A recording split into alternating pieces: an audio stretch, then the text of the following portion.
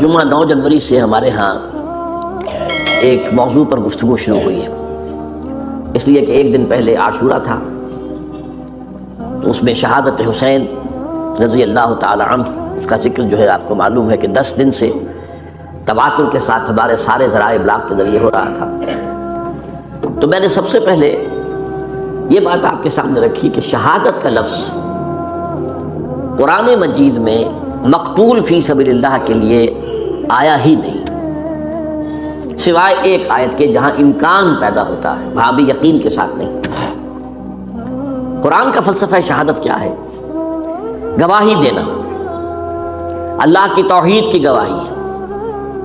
السلام علیکم، ڈاکٹر اسرار احمد کے بیان سننے کے لیے ہمارے چینل کو سبسکرائب کیجیے اور اللہ کے دین کو پھیلائیں۔ شکریہ۔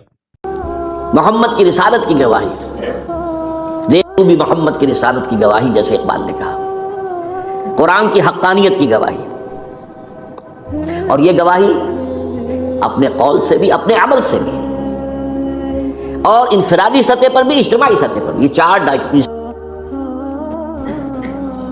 قول سے گواہی،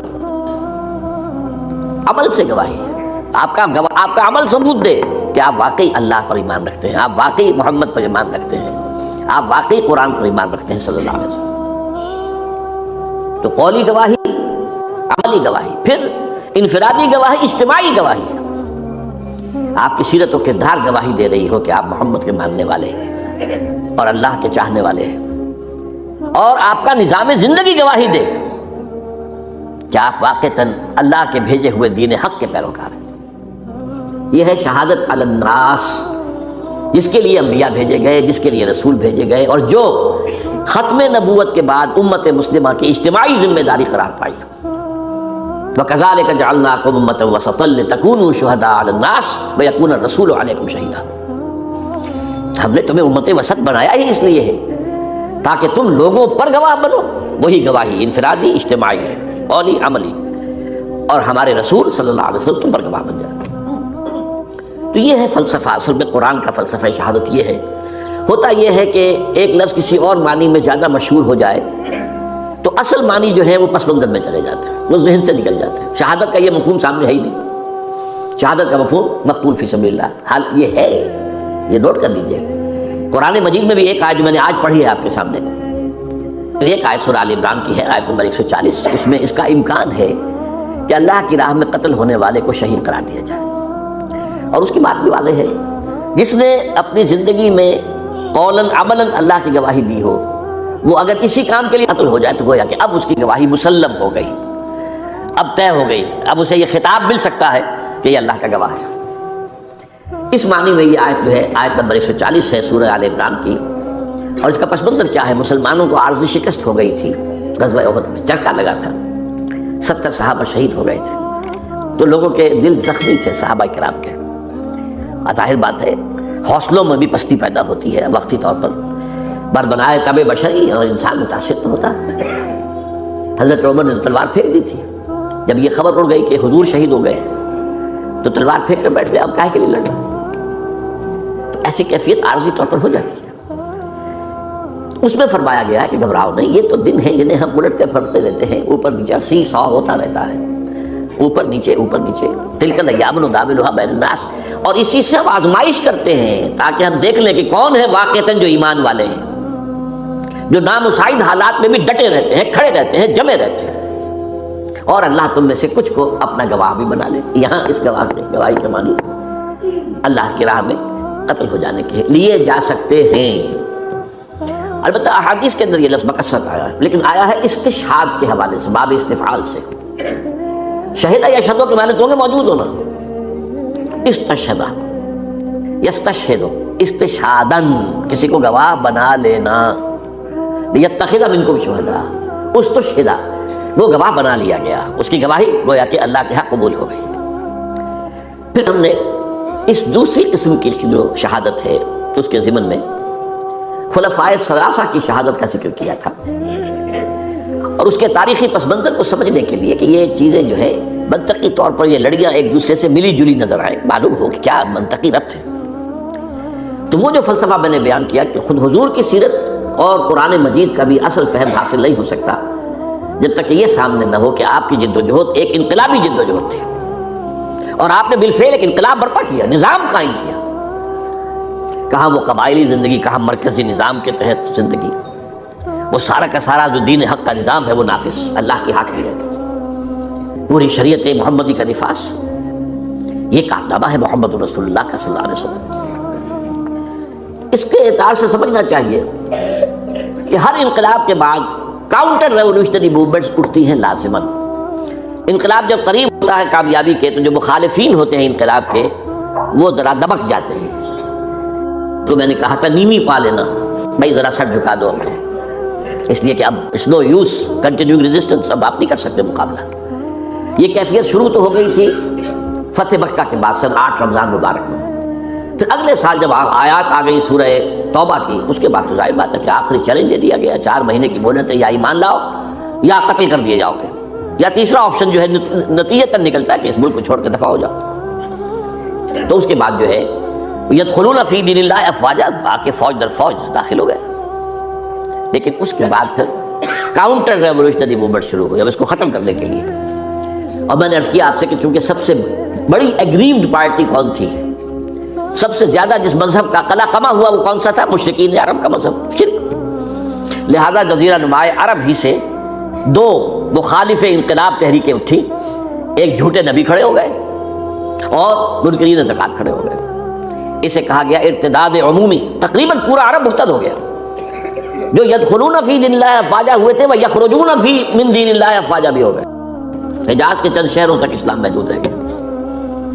یہ حضرت ابوبکر کی عظیمت اور ہمت، یہ اس کا ایک بڑا اہم درخشاں باب ہے کہ انہوں نے آئرن ہینڈ کے ساتھ، حالانکہ وہ بڑے نحیف الجثہ اور بڑے آپ کہیے رقیق القلب انسان تھے، لیکن یہ کہ اس وقت ان کی عظیمت، ان کی ہمت وہ بروئے کار آئی اور ان دونوں تحریکوں کو آپ نے قوت کے ساتھ کچل کر رکھ دیا. اور گویا کہ اندرون ملک عرب، جزیرہ نماء عرب، انقلاب محمدی کو اثر نو کنسولیڈیٹ کر کے عمر کے حوالے ہو گیا رضی اللہ تعالیٰ عنہ. اب حضرت عمر کے زمانے میں فتوحات کا اب دائرہ جو ہے اب اندر سے سکون، جزیرہ نماء عرب کے اندر امن ہے، لہذا ساری توجہ خارج کی طرف ہوئی. اور اس میں سب سے زیادہ جس کو نقصان پہنچا وہ سلطنت ایران تھی، اگرچہ سلطنت روما کو بھی پہنچا، لیکن سلطنت روما 3 بر اعظموں پر تھی: شمالی افریقہ، مشرقی یورپ، مغربی ایشیا، شام کا علاقہ. لیکن سلطنت جو ہے اس میں سے سلطنت روما کی ایک ٹانگ ٹوٹی تھی، یعنی ایشیائی جو مقبوضات تھے، باقی تو انٹیکٹ تھی. ایران جو ہے تہس نہس ہو گیا، ختم ہو گیا. یزدگرد نے حضور کے نامہ مبارک کو چاک کیا تھا تو آپ نے فرما دیا تھا اس نے میرا خط نہیں چاک کیا، اپنی سلطنت کے پرزے اڑا دیے. اب اس کی ظاہر بات ہے کہ اس پر جو اب وہاں سے جو کاؤنٹر ریولوشنری موومنٹ آیا وہ ایرانین نیشنلزم کا تھا. ابو لولو فیروز اور اس کے پیچھے ہرمزان، یہ ایرانی سازش تھی جس نے کہ حضرت عمر کو شہید کیا رضی اللہ تعالیٰ. مسجد کے اندر نماز پڑھتے ہوئے 6 وار کیے. تیسری چیز جو بہت زیادہ جسے غضب پہنچا تھا وہ بطور مذہب یہودیت تھی. مدینے سے 3 قبیلے نکالے گئے، خیبر وغیرہ آس پاس کے قلعے ختم کیے گئے، اور یہودی جو ہے اس پوزیشن میں تو نہیں تھے کہ کوئی عسکری کوئی تحریک اٹھائیں مسلمانوں کے خلاف. لیکن عیاری کے انداز سے عبداللہ ابن سبا میدان میں آیا، اس نے اسلام کا لبادہ اوڑھا اور اندرونی طور پر سازش برپا کی. میں اس کے بعد میں پچھلی مرتبہ عرض کر چکا ہوں، جس کے نتیجے میں حضرت عثمان شہید کیے گئے رضی اللہ تعالیٰ. یہ دوسری شہادت ہو گئی.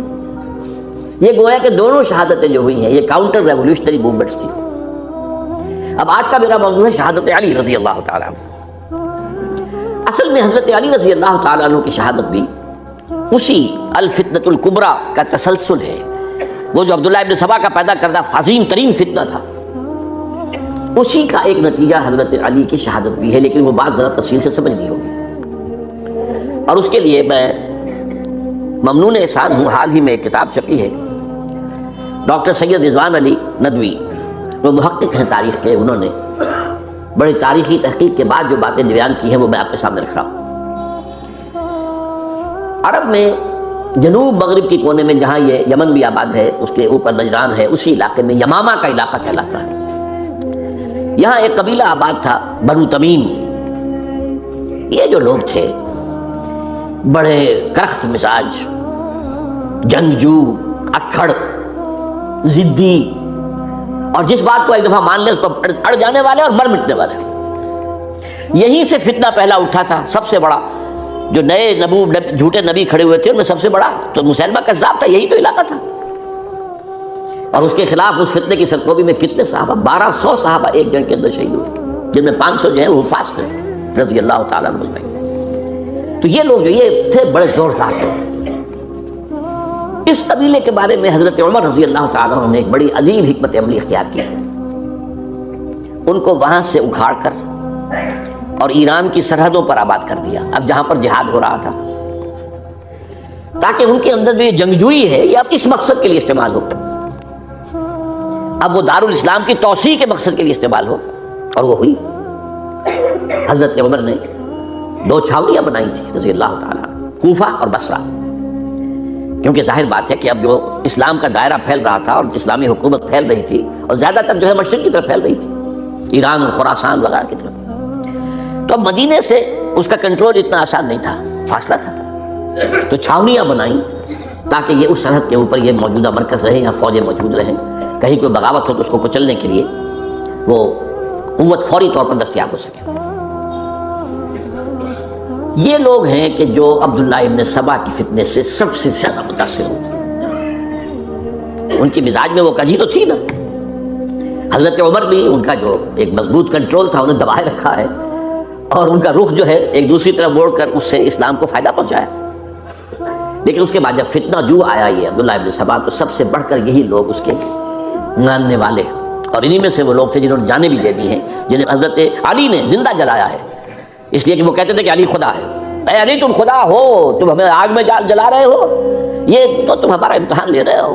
وَلَنَبْلُوَنَّكُمْ بِشَيْءٍ مِّنَ الْخَوْفِ وَالْجُوعِ وَنَقْصٍ مِّنَ الْأَمْوَالِ وَالْأَنفُسِ وَالثَّمَرَاتِ، اب وہ اس آیت کو اپنے اوپر منطبق کر رہے ہیں۔ تو یہ جو کرخت لوگ تھے انہوں نے در حقیقت جو ہے عبداللہ ابن سبا کے کردار میں سب سے بڑا رول پلے کیا، اور انہی کے ہاتھ میں حضرت عثمان شہید ہوئے رضی اللہ تعالیٰ، اور اس کے بعد انہوں نے حضرت علی رضی اللہ تعالیٰ عنہ کو اپنے گھیرے میں لے لیا، کیونکہ انہی کی کثیر تعداد موجود تھی مدینے میں جب حضرت عثمان شہید ہوئے۔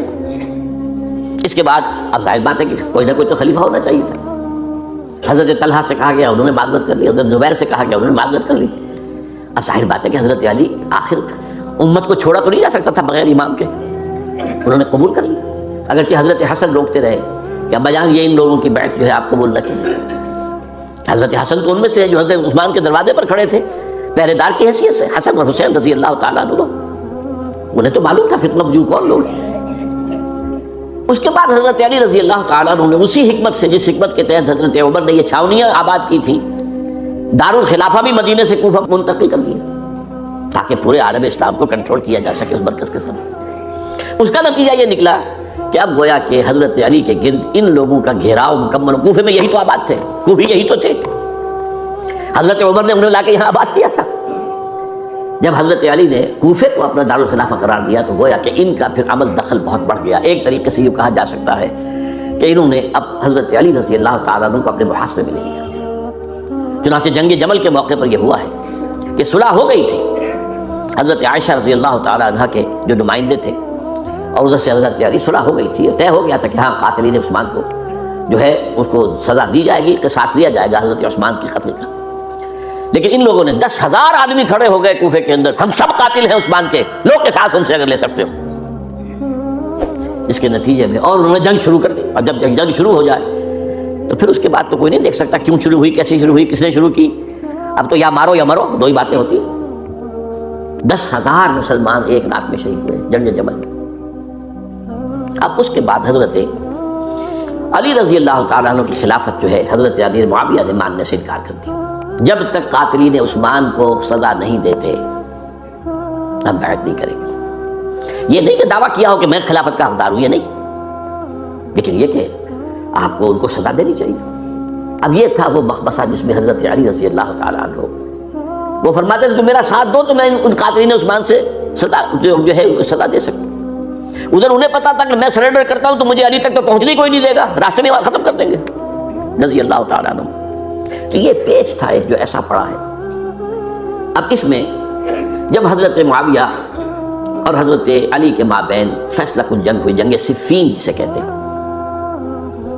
جس میں 70,000 مسلمان ایک دوسرے کی تلواروں، تیروں، نیزوں سے قتل ہوئے، اس موقع پر حضرت معاویہ کی طرف سے ایک آفر آئی، قرآن مجید کو نیزے پر اٹھا کر لوگوں نے کہا کہ یہ خونریزی بند کر دو، ہم قرآن کا فیصلہ ماننے کو تیار ہیں۔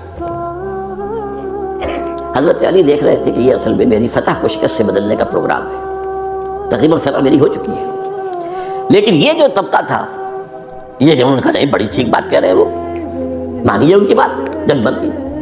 انہوں نے ہی یہی لوگ تھے جنہوں نے مجبور کیا حضرت علی کو کہ وہ تحکیم پر رضامند ہو جائے۔ اس کے بعد تحکیم میں جو معاملہ ہوا، حضرت علی حضرت عبداللہ ابن عباس کو اپنی طرف سے حکم بنانا چاہتے تھے، یہ اڑ گئے نہیں، یہ اڑ جانے والے لوگ، اور یہی اصل قوت تھے، وہاں ساری طاقت تو انہیں کی تھی۔ تو انہوں نے ابو موسیٰ اشعری کو اپنی طرف سے مقرر، وہ بہت نرم خو آدمی تھے، انہیں بنا۔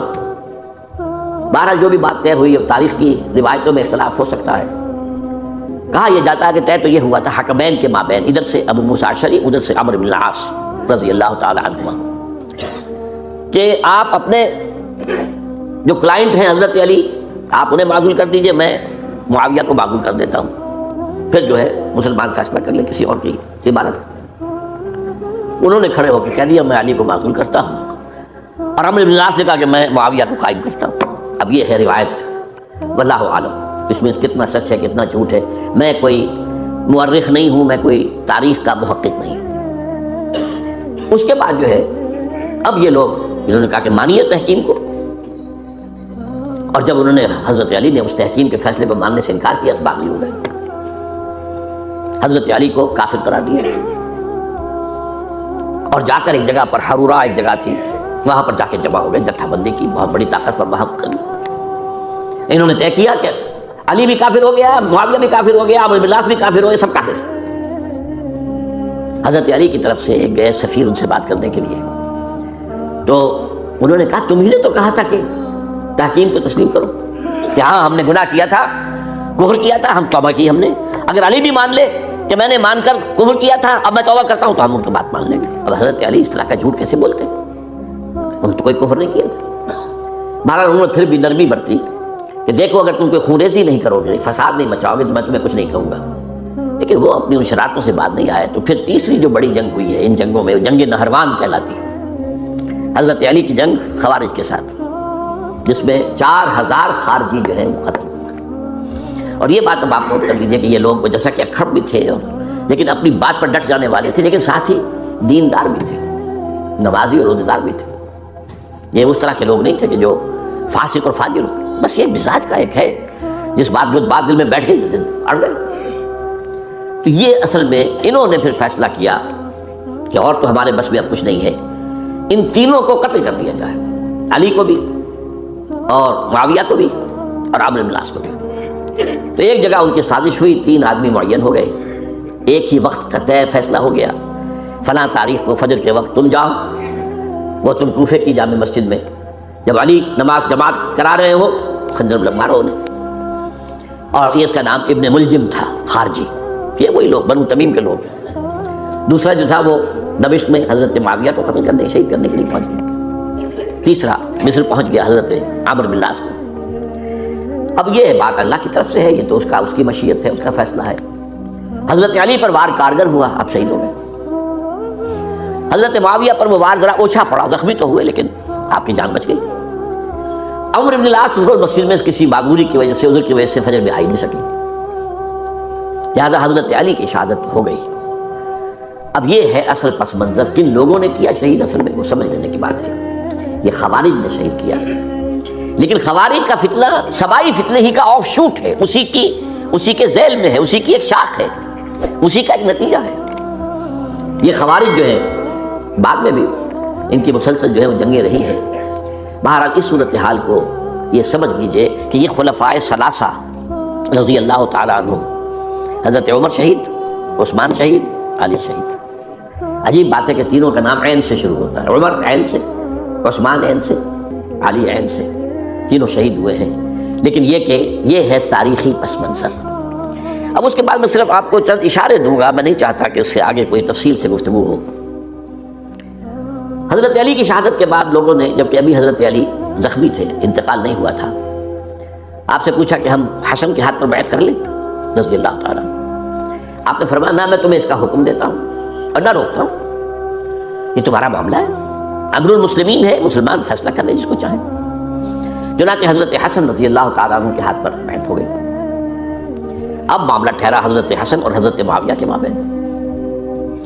6 ماہ خلافت رہی ہے حضرت حسن کی رضی اللہ تعالیٰ، اور میں انہیں 5واں خلیفہ راشد مانتا ہوں۔ ابو بکر، عمر، عثمان، علی، حسن، انہوں نے کوئی اپنی قوت سے خلافت حاصل نہیں کی تھی، بلکہ مسلمانوں نے انہیں خلیفہ بنایا تھا۔ لیکن یہ اس قدر صلح جو انسان تھے، بہت نرم طبیعت کے انسان، جب انہوں نے دیکھا کہ یہ تو پھر خوریزی کا معاملہ ہو رہا ہے۔ ابھی معاویہ کے پاس 40,000 کا لشکر تھا، ان کے پاس بھی بڑا لشکر موجود تھا، بلکہ 40,000 ان کے پاس تھا، حضرت معاویہ کے پاس اس سے بڑا تھا۔ انہوں نے صلح کر لی حضرت معاویہ سے رضی اللہ تعالیٰ، اور وہ حدیث ان کے حق میں جو ہے پیشن گوئی تھی وہ پوری ہو گئی کہ حضور نے فرمایا تھا میرا یہ بیٹا مسلمانوں کے 2 گروہوں کے مابین صلح کرائے گا۔ یہ سن 41 ہجری کا واقعہ ہے جب صلح ہو گئی اور حضرت حسن دستبردار ہو گئے اور امیر معاویہ کو اب خلیفہ تسلیم کر لیا گیا۔ اس کو عام الجماعہ کہتے ہیں، یعنی وہ انتشار اور تفرقہ جو سبائی فتنے سے شروع ہوا تھا، اگرچہ اس کا نقطۂ آغاز تو بالفعل بنا شہادت عثمان، پھر وہ جنگ جمل اور جنگ صفین اور جنگ نہروان، اور اس کا ایک نتیجہ جو نکلا وہ کیا تھا کہ اسلامی حکومت کی حدود کی جو توسیع ہو رہی تھی وہ عمل رک گیا۔ وہ تو خلفائے ثلاثہ، اب یہ ثلاثہ میں گن رہا ہوں، حضرت ابوبکر، حضرت عمر، حضرت عثمان، ان کے دور میں ساری توسیع ہوئی، فتوحات ہوئی۔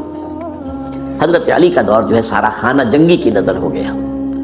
وہ خلیفہ راشد ہیں، اس میں کوئی شک نہیں ہے، بہت عظیم شخصیت ہے، ہمارے نزدیک صحابہ کرام میں سوائے 3 کے سب سے بڑھ کر ہیں، سب سے افضل ہیں۔ ہاں، ابو بکر، عمر، عثمان ان سے افضل ہے ہمارے نزدیک۔ خلافت جو ہے خلفاء کے مابین ترتیب فضیلت جو ہے وہ ترتیب خلافت کے مطابق اہل سنت کے نزدیک، لیکن باقی ہزاروں صحابہ میں تو سب سے اونچے ہیں۔ اس حوالے سے حضرت علی کا کوئی قصور نہیں ہے رضی اللہ تعالیٰ، ان کی کوئی کوتاہی نہیں ہے، انہیں خلافت ملی ہی ایسے پرفتن دور میں ہے۔ اگر کہنا جو ہے اگر روکا گیا ہے کہ یہ کلمہ لو مت استعمال کیا کرو، اگر یوں ہوتا تو یوں ہو جاتا، لیکن یہ کہ بہرحال ہمارا سوچنے کا ایک انداز ہے، اگر حضرت علی کو اول دور میں خلافت ملی ہوتی تو ان کے کچھ اور نتائج اور ہوتے۔ اب یہ پرفتن دور کے اندر خلافت ملی، خانہ جنگی ہو رہی ہے، اور جو حالات میں نے آپ کو بتائے ہیں، ظاہر بات ہے کہ وہ دور جتنا نہ ذرائع آمد و رفت ایسے تھے، نہ ذرائع مواصلات ایسے تھے، نہ کمیونیکیشنز ایسی تھیں، وہ تو یوں سمجھیے کہ دارالخلافہ کے اندر کے حالات جو ہے بس وہیں پر فیصلہ ہو رہا تھا، یا پہلے مدینے میں ہوا، حضرت عثمان شہید ہوئے، اور یا پھر کوفے میں ہو گیا۔ وہ تو اصل جو بھی طاقت اس مرکز کے اندر جس کے پاس طاقت تھی اسی نے جو بھی اپنا فیصلہ ہے وہ منگا لیا۔ بہرحال یہ جو حضرت حسن نے مصالحت کی ہے، جس کی بنا پر ہم تو انہیں سلام کرتے ہیں، ان کا احترام کرتے ہیں، انہوں نے خانہ جنگی ختم کی، فساد جو ہے اس کی جڑ کاٹ دی، تعامل جماعت ہو گیا، اب امن ہو گیا۔ اور نوٹ کیجئے اس کے بعد 20 برس تک امیر معاویہ کی حکومت رہی ہے، 20 برس، اور کامل امن رہا ہے۔ اس میں یہ بھی ہے کہ ان کے تدبر کو بھی دخل حاصل تھا، یہ بھی ہے کہ انہوں نے کچھ طاقت کا استعمال بھی کیا، یہ بھی ہے کہ انہوں نے دل جوئیاں بھی کی لوگوں کی، لوگوں کو جس کو ہم کہتے ہیں مؤلفۃ القلوب، جو زکوٰۃ کے مسائل میں شامل ہے، کچھ لوگوں کی کچھ کے شر سے اس کو روکنے کے لیے ان کو جو ہے کچھ زکوٰۃ میں سے پیسہ دیا جائے وغیرہ وغیرہ، مؤلفۃ القلوب، تعریف قلب کے لیے۔ بہرحال نتیجہ یہ ہے، تاہم یہ جان لیجیے کہ حضرت معاویہ صحابی رسول ہیں، ہم ان کو تسلیم کرتے ہیں، لیکن ان کی خلافت کو خلافت راستہ ہم نہیں مانتے، اس لیے کہ وہ انہوں نے اپنی طاقت سے حاصل کی ہے۔ میں نے اسی لیے کہا حضرت حسن رضی اللہ تعالیٰ عنہ کی خلافت خلافت راستہ ہے، لیکن حضرت معاویہ کی خلافت خلافت راستہ، اگرچہ اس میں عمل رہا، اور وہ جو عمل رک گیا تھا، وہ جو مزید توسیع دارالاسلام کی، وہ دوبارہ شروع ہو گیا، خراسان کی طرف پیش قدمی شروع ہو گئی، ادھر پہلا بحری بیڑا بنایا حضرت معاویہ نے رضی اللہ تعالیٰ عنہ، اور یہ بحیرہ روم کے بعد جزائر کو فتح بھی کیا۔ انہی کے زمانے میں مسلمان فوجیں جو ہیں استنبول تک پہنچ گئی، قسطنطنیہ تک، قسطنطنیہ کی فصیل تک پہنچ گئے، اگرچہ فتح نہیں ہو سکا قسطنطنیہ اس وقت، وہ تو بعد میں کئی 100 سال بعد ترک جو خلیفہ تھا اس کے ہاتھ میں فتح ہوا، محمد فاتح، لیکن یہ کہ باہر پہنچ گئے تھے وہاں تک، یہ عمل بھی شروع ہو گیا۔ لیکن انہی لوگوں نے حضرت حسن کو گالیاں دی اس کام پر کہ تم نے صلح کیوں کی، امیر الکافرین کہا، امیر المنافقین کہا، اور انہیں خطاب یا عار المومنین، اے مومنوں کے لیے عار کی کا اور شرم کے باعث، اور ان کے خیمے پر حملہ کیا، اسے جلایا، ان کی جان کے در پہ تھے کہ تم نے صلح کیوں کی۔ یہ اکھڑ لوگ، یہ لوگ، اس کے بعد میں صرف اشارہ کر رہا ہوں، یہی لوگ تھے اصل میں جو 20 برس کے بعد پھر جو حادثہ سانحہ کربلا ہوا ہے اس کا مین کردار یہ تھے۔ صرف چند جملے اس وقت کہوں گا، سانحہ کربلا پر میرا کتاب جو موجود ہے وہ آپ پڑھیے۔ حضرت معاویہ رضی اللہ تعالیٰ عنہ کو مغیرہ ابن شعبہ ایک بزرگ صحابیوں میں سے تھے، انہوں نے مشورہ دیا کہ دیکھیے آپ کی خلافت سے پہلے 4 برس تک خانہ جنگی رہی، 1 لاکھ کے قریب مسلمان ایک دوسرے کی تلواروں سے ختم ہو گئے۔ اب اگر وہ زمانہ گزر گیا، کبار صحابہ تو فوت ہو چکے، بڑے صحابہ تو گئے، اب تو یہ 9 مسلم جو فتح کے بعد ایمان لائے یا اس کے بعد ایمان لائے جبکہ سورہ توبہ کی آیات نازل ہو گئی، اب تو یہ لوگ، یا پھر اب نئے لوگ جو مفتوحہ علاقے میں ایمان لا رہے ہیں، مسلمان ہو رہے ہیں۔ لہٰذا اب وہ جو مسلمانوں کا ایک نظام خلافت راشدہ کا تھا، اگر اس کے پیچھے کسی مضبوط قبیلے کی طاقت نہ ہو تو وہ مرکزیت قائم نہیں رکھ سکے گا، لہٰذا آپ یزید کو اپنا ولی عہد مقرر کر دیں۔ حضرت معاویہ کچھ رہے متردد، لیکن بعد میں ان کی سمجھ میں یہ بات آ گئی۔ یہاں یہ نوٹ کر لیجئے کہ میں یا آپ حضرت معاویہ کے فیصلے سے اختلاف کر سکتے ہیں، ان کی نیت پر حملہ نہیں کر سکتے، وہ صحابی ہیں، الصحابۃ کلھم عدول، ان کی نیت میں یہی تھی، مسئلہ سمجھی اس میں کہ وہی امن جو ہے وہ برقرار رہے۔ اس وقت جو ہے کچھ تھے ہمارے جو اس وقت اگرچہ وہ صغار صحابہ میں شمار ہوتے تھے لیکن اب وہ کبار تھے، وہ کھڑے ہو گئے کہ آپ یہ کام غلط کر رہے ہیں، یہ قیصریت اور کسرویت جو ہے اس کا آغاز کر رہے ہیں۔ اور یہ کون لوگ تھے؟ اب دیکھیے ترتیب، ابو بکر کے بیٹے عبد الرحمن، عمر کے بیٹے عبداللہ ابن عمر، عباس کے بیٹے عبداللہ ابن عباس، زبیر کے بیٹے عبداللہ ابن زبیر، علی کے بیٹے حضرت حسین۔ حضرت حسن فوت ہو چکے تھے کیونکہ یہ عین وسط میں ہوا واقعہ، 20 سال کے درمیان 10 سال حضرت معاویہ کی حکومت کو شروع ہوئے، 10 سال ہو چکے تھے۔ میری جو تحقیق ہے یا مطالعہ اس کے مطابق تو یہ ہے کہ حضرت عثمان نے مصلحت سے، حضرت معاویہ نے مصلحت سے کام لیا اور ان پر جبر نہیں کیا، لیکن انہی ندوی صاحب نے کچھ لکھا ہے کہ بالجبر بھی ان سے بیعت لے لی، بیعت ولی عہدی، مجھے اس سے اختلاف ہے۔ یہ حضرات ایسے نہیں تھے کہ جو بالجبر بیعت کرنے والے ہوں، میں اس کو ماننے کو تیار نہیں۔ بہرحال یہ میرے نزدیک حضرت معاویہ نے جبر نہیں کیا، زبردستی نہیں کی، لیکن جب حضرت معاویہ کا انتقال ہو گیا اب جو ہے معاملہ یہ پیدا ہو گیا کہ آپ بیعت کریں نہ کریں تو پھر جو ہے باغی شمار ہو گئے۔ عبد الرحمن ابن ابو بکر رضی اللہ تعالی عنہما وہ فوت ہو چکے تھے، اب 4 رہ گئے تھے، عبداللہ ابن عمر، عبداللہ ابن عباس، یہ دونوں تھے جو عمر میں بڑے تھے، عبداللہ ابن زبیر اور حسین ابن علی رضی اللہ تعالی عنہ۔ ان چاروں نے کہا کہ کام غلط ہوا ہے یہ، لیکن اس کے بعد ایک تفریق ہو گئی۔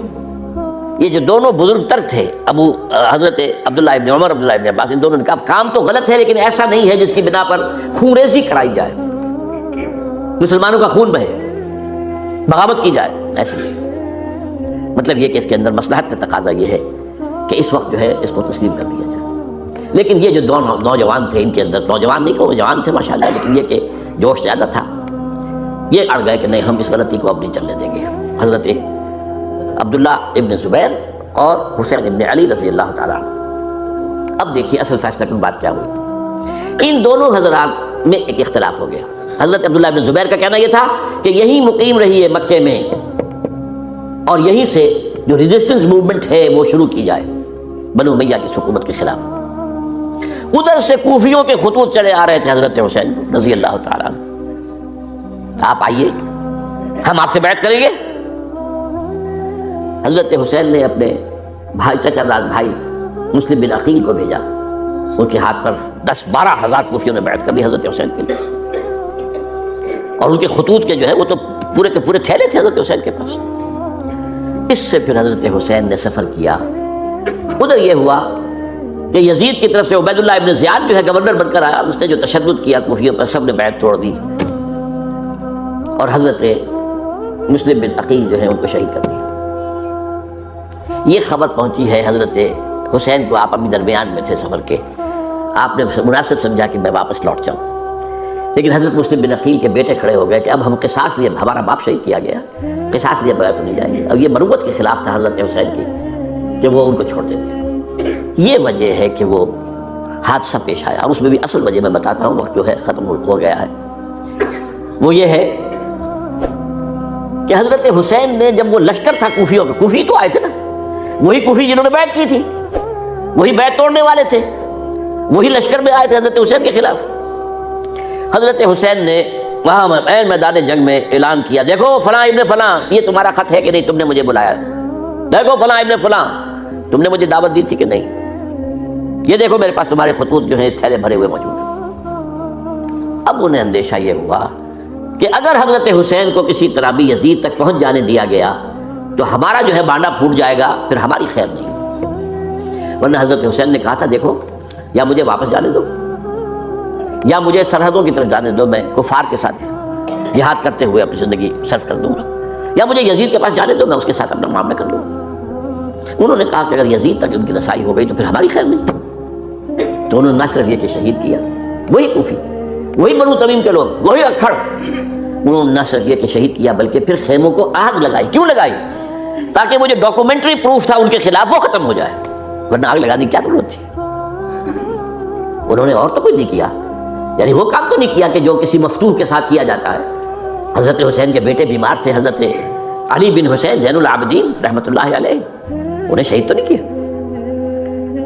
جو خواتین تھیں جو ان کی کوئی بے حرمتی نہیں کی، یہ نہیں کہا کہ اب یہ تو جیسے کہ خوارج کہتے تھے جو مسلمان کافر ہو گئے ہیں، مسلمان ہیں ان کے نزدیک کافر ہیں، ان کی بیویاں بھی حلال ہیں ہم پر، وہ تو کنیزیں ہیں، پھر فیصلہ یہ تو نہیں کیا۔ خیمے جلائے اس لیے ہیں کہ وہ جو ثبوت تھا ان کے خلاف وہ ختم ہو جائے۔ یہ حادثہ فاجعہ بھی در حقیقت اسی سلسلہ سبائیہ، وہ فتنہ جو ہے اسی کا اس کی ایک کڑی ہے۔ یہ ہے وہ ہماری تاریخ کے جو ہمارا صدر اول ہے، اس میں جو یہ شہادتیں ہوئی ہیں ان کا تاریخی پس منظر، کہ شہادت کے لغوی معنی کیا ہیں، شہادت کے اصطلاحی معنی کیا ہیں، اور قرآن مجید کا فلسفہ شہادت کیا ہے۔ اس اعتبار سے ذرا بڑی بنیادی باتیں مجھے آج آپ سے کرنی ہیں۔ سب سے پہلے یہ سمجھیے کہ شہادت کے لفظی معنی کیا ہے۔ شاہد یشہد کے معنی ہے موجود ہونا، شاہد وہ ہے جو موجود ہے۔ آپ کو معلوم ہے جو نماز جنازہ کی دعا ہم پڑھتے ہیں، اللہم اغفر لحینا و میتنا و شاہدنا و غائبنا و صغیرنا و کبیرنا، اے اللہ بخش دے ہم میں سے ان کو بھی جو موجود ہیں اور ان کو بھی یہاں موجود نہیں ہے، جو بھی جو بڑے ہیں وہ بھی جو چھوٹے ہیں، وہ بھی جو زندہ ہے وہ جو فوت ہو گئے۔ تو شاہد کے معنی ہے موجود ہونا، شاہد یشہد موجودگی، یہ ہے اصل سینس، اصل بنیاد۔ البتہ یہاں سے اٹھ کر یہ لفظ دو مزید معنی میں استعمال ہوتا ہے۔ پہلا مفہوم ہے گواہی۔ اب اس کا تعلق کیا ہے؟ اصل گواہی اسی کی ہوتی ہے جو وقوع پر موجود ہو، جس کو ہم کہتے ہیں عینی شاہد، جس نے کہ خود اپنی آنکھوں سے مشاہدہ کیا ہو کہ کیا واقعہ ہوا، کیسے ہوا، حادثہ ہوا تھا تو کیسے ہوا تھا، کسی نے قتل کیا تھا تو کیسے کیا تھا۔ تو شاہد کے معنی گواہ اور شہادت گواہی۔ اور دوسرے یہ کہ شاہد کے معنی پیدا ہوئے مددگار۔ مدد وہی کر سکتا ہے جو موجود ہو۔ لاکھ آپ کا چاہنے والا ہے، آپ سے محبت کرتا ہے، آپ پر جان نثار کر سکتا ہے، لیکن موجود ہی نہیں ہے تو کیا کرے گا؟ تو موجودگی ہی کے ساتھ جو ہے وہ مدد اور موجودگی ہی کے بنیاد پر گواہی ہے۔ یہ دو اضافی مفہوم ہیں جو اس لفظ میں آئے ہیں لغوی مفہوم سے اوپر اٹھ کر۔ چنانچہ بہت سے حضرات کو آیت یاد بھی ہوگی، سورہ بقرہ کے 30ویں رکوع ہی میں کہا گیا ہے وَإِن كُنتُمْ فِي رَيْبٍ مِّمَّا نَزَّلْنَا عَلَىٰ عَبْدِنَا فَأْتُوا بِسُورَةٍ مِّن مِّثْلِهِ وَادْعُوا شُهَدَاءَكُم مِّن دُونِ اللَّهِ إِن كُنتُمْ صَادِقِينَ۔ اور اے عرب کے لوگوں، اے قریش، اگر واقعتاً تمہیں کوئی شک ہے اس چیز کے بارے میں جو ہم نے اپنے بندے پر نازل فرمائی ہے صلی اللہ علیہ وسلم، قرآن پر، اگر تمہیں شک ہے واقعتاً کہ یہ ان کا اپنا کلام ہے، انہوں نے خود ہی موضوع کر لیا ہے، یہ خود انہوں نے ہی در حقیقت اپنا ایک تحریر لکھ لی ہے اور اب ہم پر دھونس جما رہے ہیں، یا بعض جگہ یہ بھی آیا ہے کہ ڈکٹیشن لے لی ہے کسی سے، کوئی عجمی جو کہ تورات اور انجیل کا جاننے والا ہے، اس سے یہ ڈکٹیشن لیتے ہیں، یہ سارے حالات و واقعات پچھلے جو بیان ہو رہے ہیں ہم پر آ کر بہت سے باتیں ہیں کہ یہ وہی آئی ہے۔ تو اگر تمہیں واقعی شک ہے، یہاں یہ نوٹ کیے واقعی کا لفظ میں کہہ رہا ہوں، لیکن اصل میں انہیں شک نہیں تھا، یہ صرف کہنے کی بات تھی، انہیں شک نہیں تھا۔ وَإِن كُنتُمْ فِي رَيْبٍ، اگر تم واقعتاً شک میں ہو، مِمَّا نَزَّلْنَا عَلَىٰ عَبْدِنَا فَأْتُوا بِسُورَةٍ مِّن مِّثْلِهِ، تو اس جیسی ایک صورت تم بھی بنا لاؤ۔ وَادْعُوا شُهَدَاءَكُمْ، اور پکار لو اپنے سارے مددگاروں کو، من دون اللہ، اللہ کے سوا، ان کنتم صادقین، اگر تم سچے ہو۔ تو یہاں مددگار کے معنی میں آیا ہے، اسی مفہوم میں لفظ آیا ہے یہ سورہ فتح کے آخر میں، هو الذی ارسل رسولہ بالہدی ودین الحق لیظہرہ علی الدین کلہ وکفی باللہ شہیدا، وہی اللہ جس نے بھیجا ہے اپنے رسول کو دین حق دے کر اور کتاب دے کر، اپنی قرآن مجید دے کر، الہدیٰ دے کر، تاکہ غالب کرے اس دین کو تمام ادیان پر، اور کافی ہے اللہ بطور مددگار، اللہ کی مدد کے علاوہ اور کسی کی مدد کی انہیں ضرورت نہیں۔ تو شہدہ شاہدن، اور پھر اس سے شاہد لفظ بنا، اس کے معنی موجودگی، شاہد موجود، اور شہدہ گواہی دی، شہدہ مدد کی، یہ تینوں معنی۔ اب اس کو نوٹ کیجئے، انبیاء کرام کی جو بعثت ہوتی تھی ان کا مقصد کیا تھا، اس کے لیے قرآن مجید نے خاص طور پر اس لفظ کو چنا ہے۔ یہ لفظ جو ہے کار رسالت کی ادائیگی کے ضمن میں، یہ بنیادی اصطلاح ہے قرآن مجید کی، شہادت۔ کیوں؟ انبیاء کا رسولوں کا کام یہ ہے کہ اللہ کا جو دین ان کے پاس آیا اس کی گواہی دیں، پہلے زبان سے گواہی دیں، پھر اپنے عمل سے گواہی دیں، پھر اس کا نمونہ پیش کر کے گواہی دیں۔ یہ گواہی دینا تاکہ قیامت کے دن لوگ یہ نہ کہہ سکیں کہ اللہ ہمارے پاس تو تیرا دین پہنچا ہی نہیں تھا، ہم سے محاسبہ کس بات کا؟ غور کیجیے اس بات کو۔ اور یہ بات آئی ہے سورہ نساء کے اندر، بڑی خوبصورت آیت ہے، رسلا مبشرین ومنذرین لئلا یکون للناس علی اللہ حجۃ بعد الرسل وکان اللہ عزیزا حکیما۔ ہم نے اپنے رسولوں کو بھیجا، مبشر تھے، نذیر تھے، جو سیدھے راستے پر آ گئے ان کے لیے بشارتیں ہیں، روح و ریحان و جنت نعیم، اور جو غلط راستے پر اڑے رہے ان کے لیے پھر انذار ہے، خبردار کر دینا ہے، جہنم کا تم نوالا بنو گے۔ تو مبشرین و منذرین لئلا یکون للناس علی اللہ حجۃ، یہ لام اور علی یہ دو حروف نوٹ کر دیجیے، حروف جار رہی ہیں۔ لام آتا ہے کسی شے کے حق میں ہونے کو، اور علی آتا ہے کسی کے خلاف ہونے کو، جو بڑی مشہور حدیث ہے، نبی تو یاد ہی ہونی چاہیے آپ کو سب کو، چند الفاظ ہیں، القرآن حجۃ لک او علیک، یہ قرآن یا تو تمہارے حق میں حجت ہے اگر اس پر ایمان لاتے ہو، اس کو پڑھتے ہو، اسے حفظ جان بناتے ہو، اس سے اپنے سینے کو منور کرتے ہو، اسے اپنا امام بناتے ہو، اس کے بتائے ہوئے راستے پر چلتے ہو، تو یہ حجت ہے، دلیل ہے۔ اور نہیں کرتے تو یہ تمہارے خلاف حجت بن جائے گا کہ اللہ یہ قرآن پڑھتا تھا یہ بدبخت، اور پھر بھی سودی کاروبار کر رہا تھا۔ اب یہ حجت آپ کے خلاف ہوئی کہ آپ کے حق میں ہوئی؟ اسی طرح گواہی آپ کو معلوم ہے، گواہی یہ دو دھاری تلوار ہے، کسی کے حق میں ہوگی، کسی کے خلاف ہوگی۔ حق میں ہوگی تو لام آئے گا، کس کو جو میں نے بتایا، القرآن حجت لک او علیک، یہ قرآن یا تمہارے حق میں حجت ہے، دلیل ہے، اور یا تمہارے خلاف ہے۔ اور اسی معنی کے اندر سورہ نساء میں فرمایا، یا ایھا الذین آمنوا کونوا قوامین بالقسط شہداء للہ، اے اہل ایمان حق اور عدل کے قوام، قائم کرنے والے بن کر کھڑے ہو جاؤ، اور اللہ کے حق میں گواہی دینے والے ہو۔ لام آیا یہاں پہ شہداء للہ، ایک ہوگا شہداء اللہ، وہ ابھی بعد میں آئے گا، شہداء علی الناس وہ بعد میں بھی آئے گا۔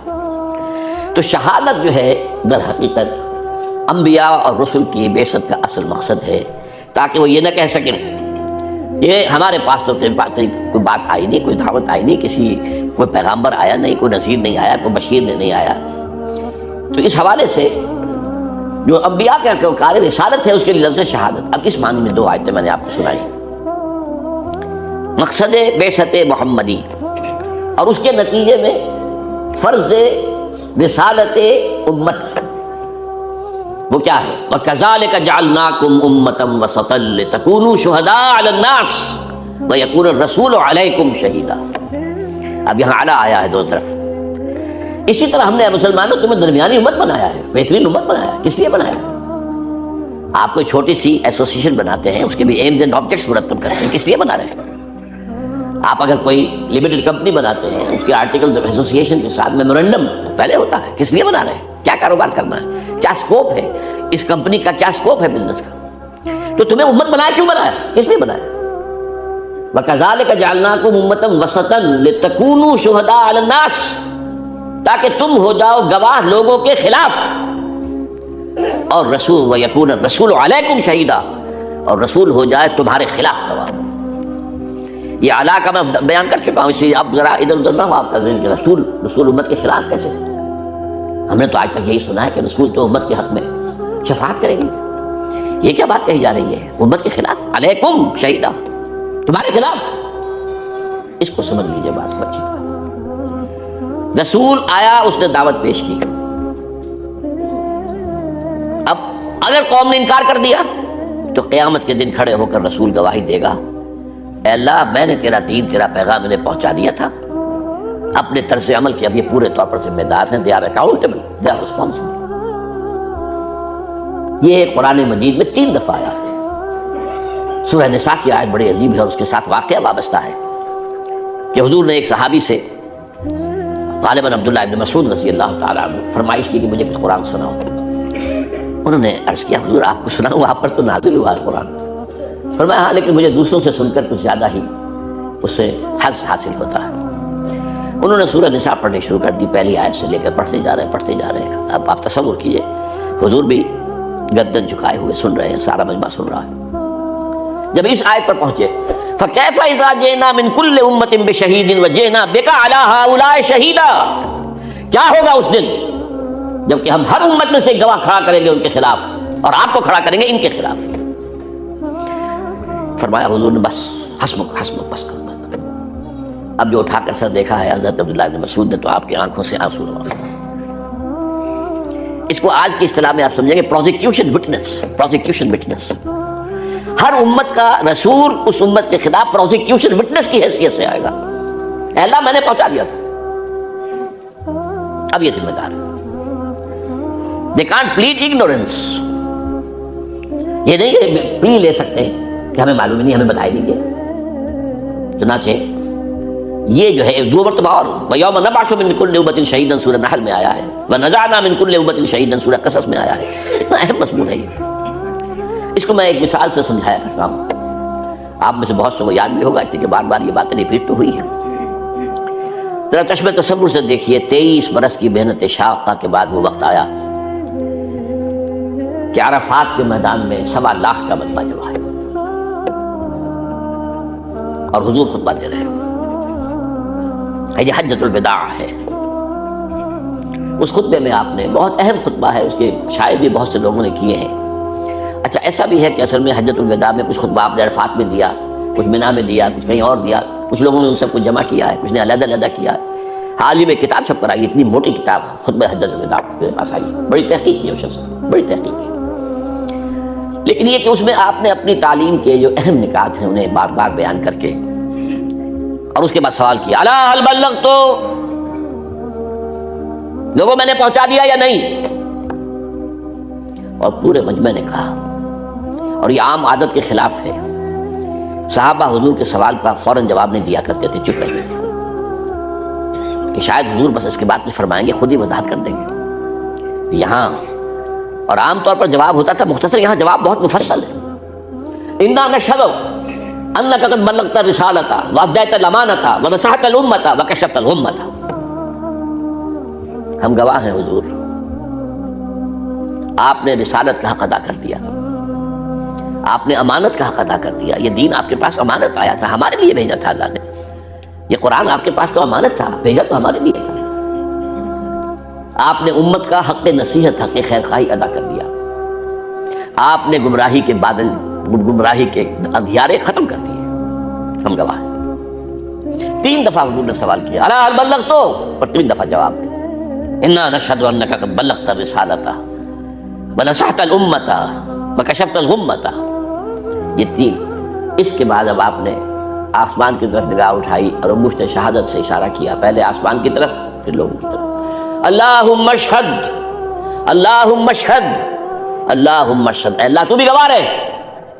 یہ گواہی دے رہے ہیں کہ میں نے پہنچا دیا. اسی کا نقشہ وہاں ہوگا.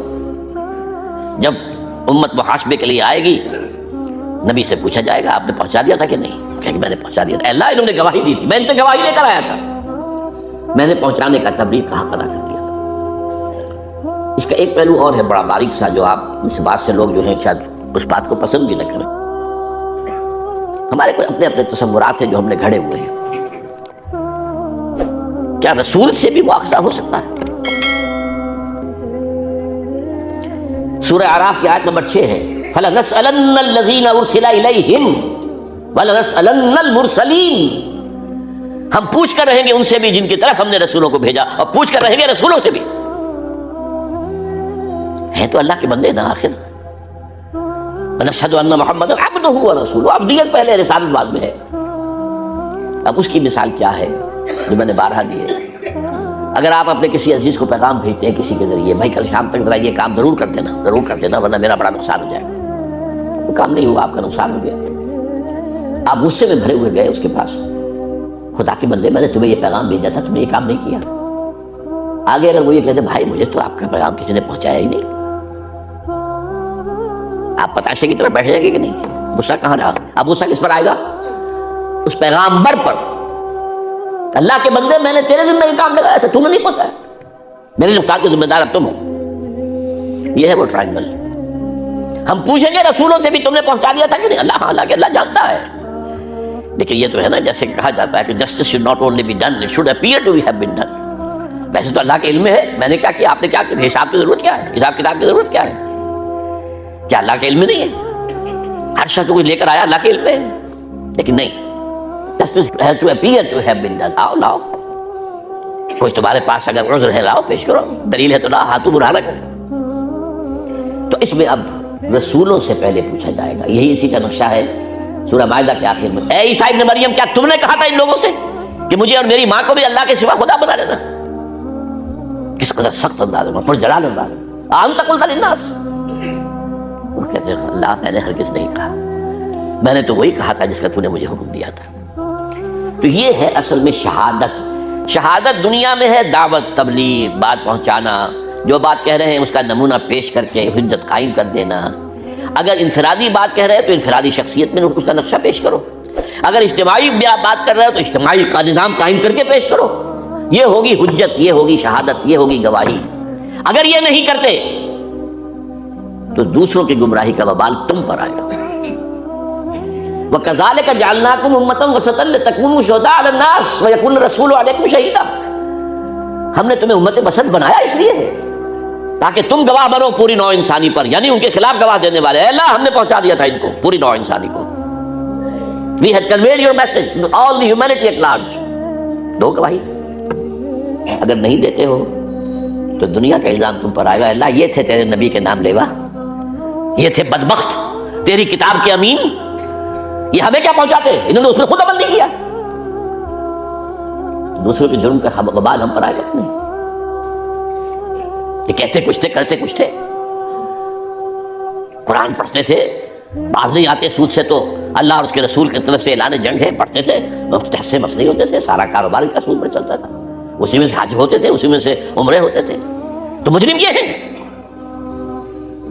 سمجھ رہے ہیں اس بات؟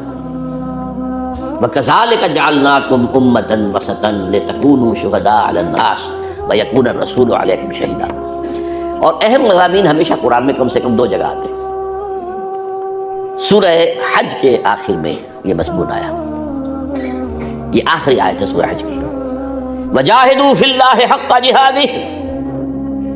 اے مسلمانوں، اللہ کے لیے جہاد کرو جتنا کہ اس کے جہاد کا حق ہے. ایک یہ ہے کہ انگلی کٹوا کے شہیدوں میں نام لکھوا لیں، تھوڑے سے چندے دے دیے کسی نیک کام کے لیے، بس گویا کہ ہمارا فرض پورا ہو گیا. حق کا جہاد ہی، جتنا کہ حق ہے اور جیسا کہ حق ہے اللہ کے لیے جہاد کرنے کا، ویسا جہاد کرو. هو اجتباکم، اس نے تمہیں چن لیا ہے. کیونکہ ذرا تلخ بات کافی آ گئی ہے، اب یہ بہت عمدہ بات آئی ہے، وہ بھی سن لیجیے. اللہ نے تمہیں چن لیا. یہ جو یہودی کہتے ہیں we are the chosen people of the lord, یہ لفظ صحیح ہے. اللہ امتوں کو چوز کرتا ہے. اجتباع کی معنی کیا ہے؟ چن لیا. اس کے ہم وزن ایک لفظ ہے استفا. محمد مصطفیٰ احمد مجتبیٰ. استفاء کے معنی بھی پسند کر لینا، چن لینا، اجتماع کے معنی بھی چن لینا. ان میں فرق کیا ہے؟ ایک ہے کسی کا اپنی پسند کی بنیاد پر کسی شے کو لے لینا. ایک گلاب کا پودا ہے، 10 پھول لگے ہوئے، ہر ایک کی اپنی شان ہے. کسی کا دست ہنائی ایک پھول اس میں سے توڑ لینا ہے. It is his choice, his or Hare choice. یہ چوائس ہے، یہ ڈیپینڈ کرتا ہے آپ کے ٹیسٹ پر، آپ کے ذوق پر، آپ کے مزاج پر.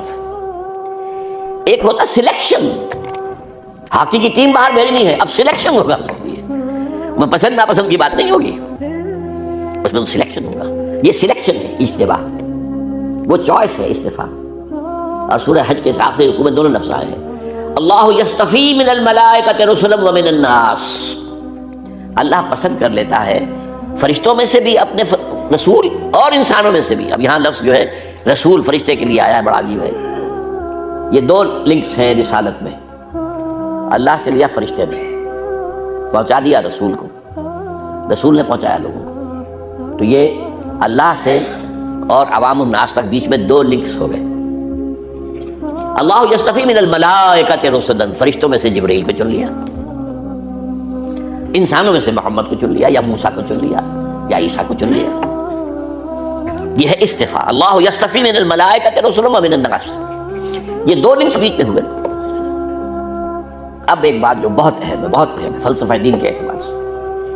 جب تک نبوت ختم نہیں ہوئی تھی یہ 2 ہی لنکس ہوتے تھے. اگر لوگوں نے دین کو بھلا دیا، اللہ نے اور رسول بھیج دیا. پھر جبرائیل پیغام لا رہے ہیں، پھر رسول کے آپ پر آگے، پھر رسول آگے پہنچا دیا. کچھ دنوں کے بعد پھر گڑبڑ ہو گئی، پھر اللہ کے کوئی نبی آ گئے، اللہ کے رسول آ گئے.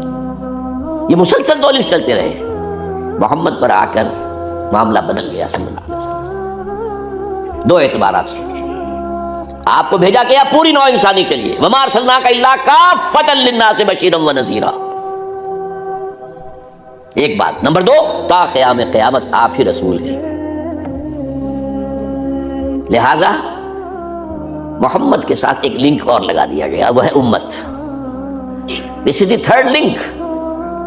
یہ وسط ہے حضور کے اور لوگوں کے درمیان، ایک واسطہ.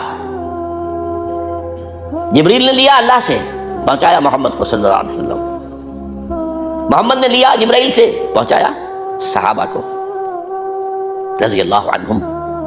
اور صحابہ نے لیا حضور سے اور پہنچایا آگے انسانوں کو. اس کے لیے جد و جہد، اس کے لیے محنت، اس کے لیے کوشش، اس کے لیے جان کھپانا، اس کے لیے صلاحیتیں لگانا، اس کے لیے وسائل صرف کرنا. اور یہ کیا ہے اس کا آخری گول؟ کوئی فرد نوع بشر نہ بچے جس تک اللہ کے دین کا پیغام نہ پہنچا دیا جائے. We are criminals. ہم نے تو نہیں پہنچایا. اوروں کو کیا پہنچائیں گے؟ ہم خود نہیں پڑھتے، ہمیں معلوم نہیں دین کا کچھ بھی حال. چند ریچولز ہیں، چند مور اور لیس میننگ لیس ریچولز، بس وہ چل رہے ہیں. اور وہ بھی سب قوم تو کرتی، وہ بھی نہیں کرتے. حاصل کیا ہے؟ تو فرمایا جاہدوا فی اللہ حق جہادہ هو اجتباکم. اس نے چن لیا ہے تمہیں. اپنے نصیب پر ناز کرو، فخر کرو، تم مجتبی ہو. لیکن کس لیے ہے یہ اجتباء؟ لتکونوا شہداء علی الناس ویکون الرسول علیکم شہیدا. وہی 2 بات ترتیب الٹ گئی ہے، تاکہ تم گواہ ہو پوری نوع انسانی پر اور رسول گواہ ہو تم پر یعنی خلاف، پروزیکیوشن وٹنس، تاکہ قیامت کے دن تم پوری نوع انسانی کے معاملے میں کہہ سکو اللہ ہم نے پہنچا دیا تھا. اور رسول تو پہلے کھڑے ہو کر کہیں گے کہ اللہ میں نے تو انہیں پہنچا دیا تھا.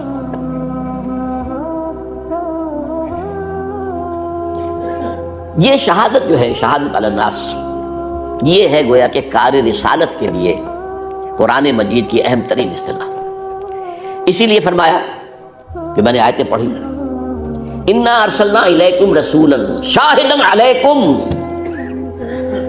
اب شاہد کے معنی میں ذہن میں رکھیے اور علی کے معنی میں ذہن میں رکھیے. انا ارسلنا الیکم رسولا شاہدا علیکم کما ارسلنا الی فرعون رسولا فعصى فرعون الرسول فاخذناه اخذا وبيلا فكيف تتقون ان كفرتم.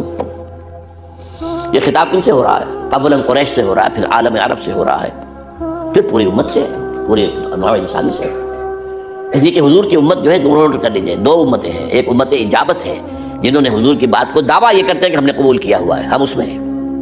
اور ایک امت دعوت ہے، جنہیں دعوت دینی ہے حضور نے، وہ تو پوری نوع انسانی ہے. تو امت دعوت، امت اجابت. انا ارسلنا الیکم رسولا شاہدا علیکم کما ارسلنا الی فرعون رسولا، جیسے کہ ہم نے فرعون کی طرف رسول بھیجا تھا حضرت موسیٰ علیہ السلام. فعصى فرعون الرسول فاخذناه اخذا وبیلا، تو فرعون نے رسول کی نافرمانی کی تو ہم نے پکڑا اس کو، پکڑنا وبال والا پکڑنا، غرق کیا قوم کے ساتھ. فکیف تتقون ان کفرتم، تو تم کیسے بچو گے اگر تم نے کفر کیا. قانون تو اللہ کا نہیں بدلتا، جو فرعون کا اس کے ساتھیوں کا حشر ہوا وہی تمہارا ہوگا. یہ گویا کہ خاص طور پر قریش کے لیے، عرب کے لوگوں کے لیے دھمکی تھی. شروع میں ان کا انکار بڑا شدید تھا، مذاق تھا، تمسخر کرتے تھے، استہزاء کرتے تھے، یہ جھوٹے ہیں، یہ مجنون ہے، یا پاگل ہو گئے ہیں، کوئی دماغ خراب ہو گیا ہے، کوئی سایہ آ گیا ہے ان پر، کوئی جن جو ان کو اپنے قبضے میں، وغیرہ وغیرہ ساری باتیں کرتے ہیں. 10 سال میں بمشکل 100 آدمی آتا ہے، 100 اندازہ کرنا. 10 سال کے دن گنیں گے تو کتنے ہو جائیں گے؟ 10 سال کے مہینے جو ہیں 120 ہو جائیں گے، اور آدمی 100. گویا کہ ایک مہینے سے بھی زیادہ میں ایک آدمی آ رہا ہے.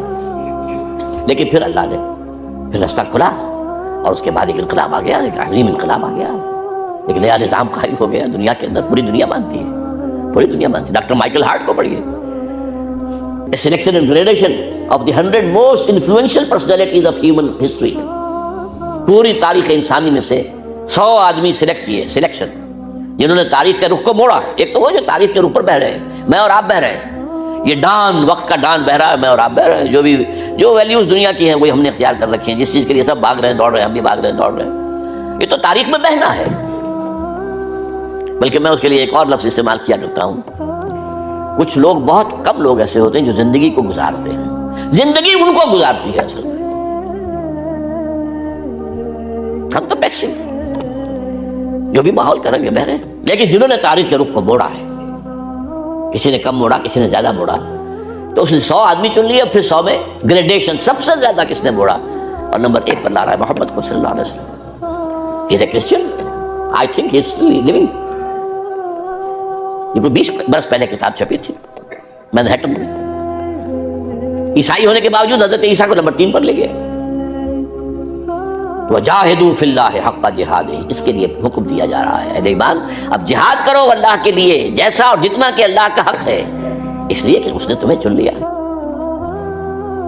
فخر کرو اپنے نصیب پر کہ تم امت محمد میں ہو. لیکن یہ کس لیے ہے؟ درمیان میں کوئی ایک ہے جو پرنسپل کلاز ہوتے ہیں، کچھ سبارڈینیٹ کلاز ہوتے ہیں. ایک لمبا سبارڈینیٹ کلاز ہے، وہ اس پر چھوڑ رہا ہوں. یہ سلیکشن کس لیے ہوا ہے؟ میں نے کہا سلیکشن کسی مقصد کے لیے ہوتا ہے.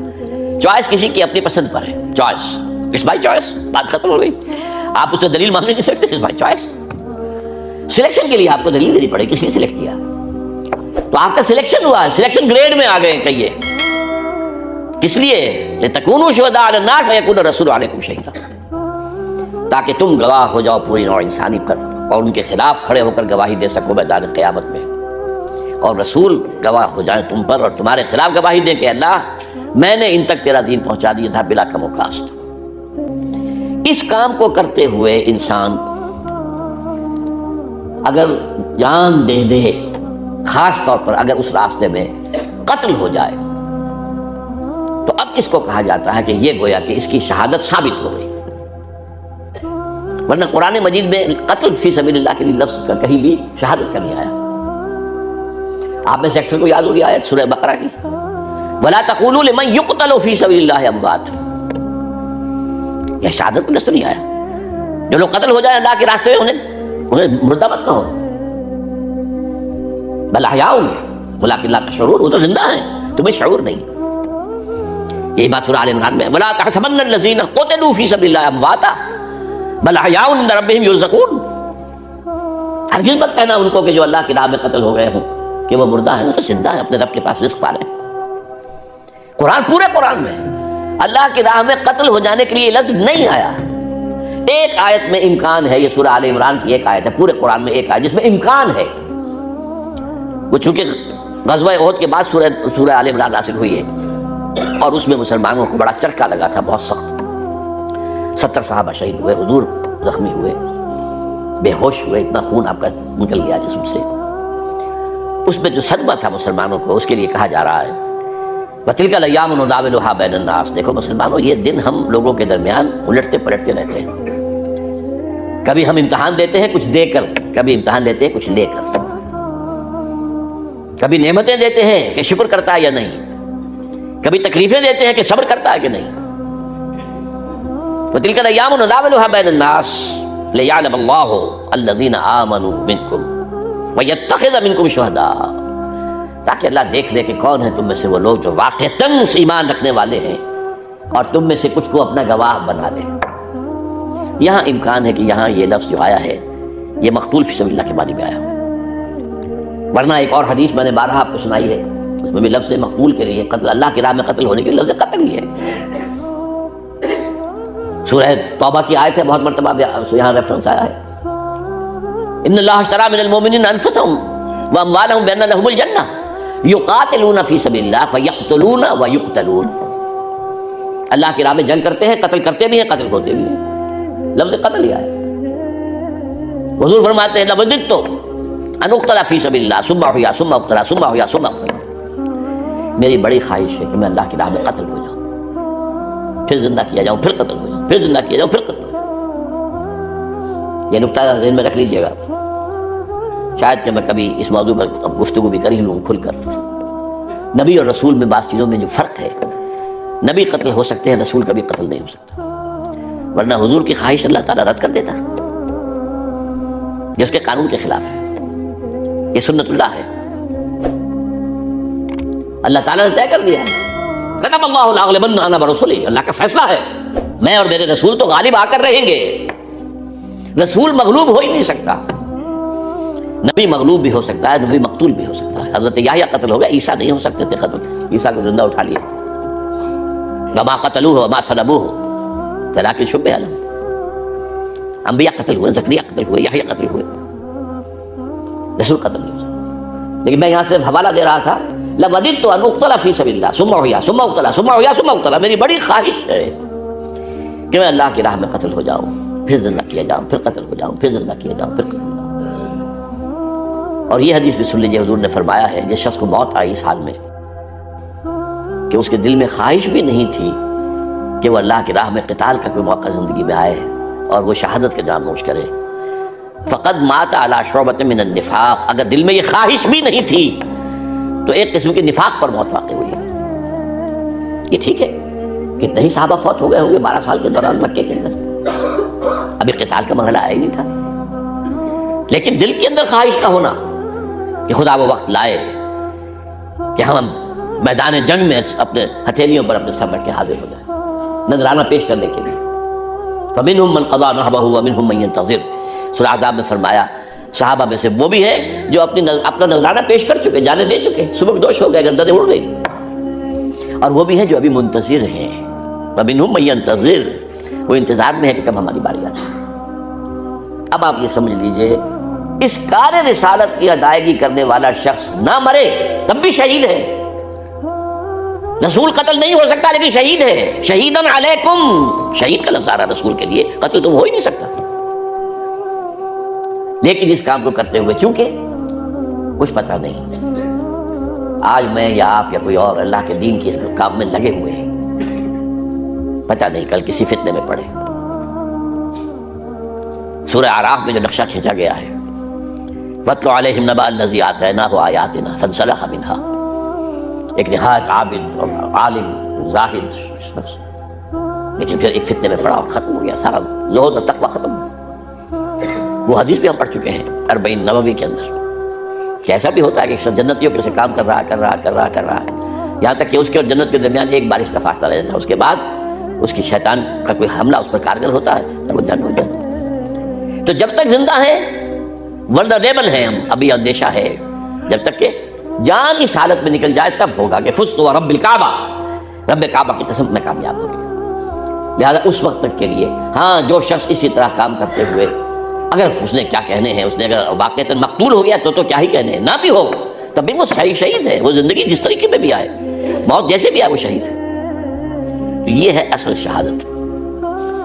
اس شہادت کے ذریعے سے، اس جد و جہد کے ذریعے سے، اس محنت کے ذریعے سے عرب میں اللہ کا دین غالب ہوا۔ پھر اس کے بعد ہماری جو خلافت راستہ ہے اس کے دوران میں اسی شہادت، یہی شہادت ہے مطلوب و مقصود مومن نماد غنیمت کشور کشائی، یہ دین پھیلا۔ یہ شہادتوں کا سلسلہ چلتا رہا۔ ایک شہادتیں اور ہیں۔ حضرت عمر کی شہادت کس معنی میں تھی؟ حضرت عثمان کی شہادت کس معنی میں تھی؟ کیا پس منظر تھا؟ حضرت حسین کی شہادت کس پس منظر میں تھی؟ یہ بالکل ایک دوسرا کھاتا ہے۔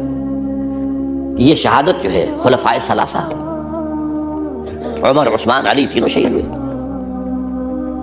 تینوں قتل ہوئے۔ اگر یہ نہیں قتال کرتے ہوئے قتل نہیں ہوئے، عثمانی میں وہ جو عام شہادت کا مفہوم ہمارا ہے اس میں نہیں ہے، وہ تو قتل کر دیا کہ مسجد میں نماز پڑھنے آئے پیچھے سے کسی نے حملہ کر دیا۔ تو حضرت عمر بھی ایسے ہی شہید ہوئے، حضرت علی بھی ایسے ہی شہید ہوئے، حضرت عثمان کو جو ہے بلوائیوں نے شہید کیا۔